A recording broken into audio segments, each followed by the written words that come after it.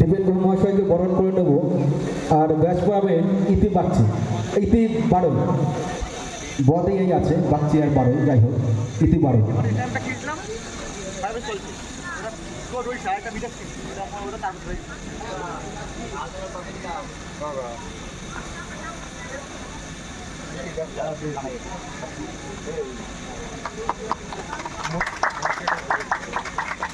আমাদের মাঝে আর একজন বিশিষ্ট মানুষকে আমরা পেয়েছি, শীর্ষেন্দু সরকার মহাশয়।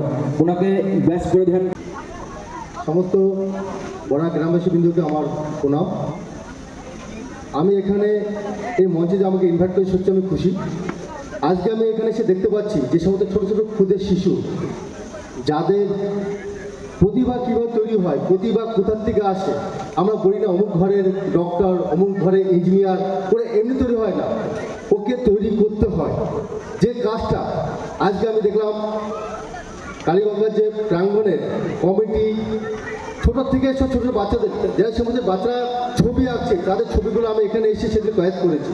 সত্যি দেখবার মতন ছবি। মানুষকে বড় হতে হলে কখনো এক জায়গায় পড়ে থাকলে হবে না, তাকে সব দিক থেকে আগে আসতে হবে। পড়াশোনায়, খেলাধুলা, যে কোনো একটা দিক থেকে এগিয়ে আসতে হবে। আমরা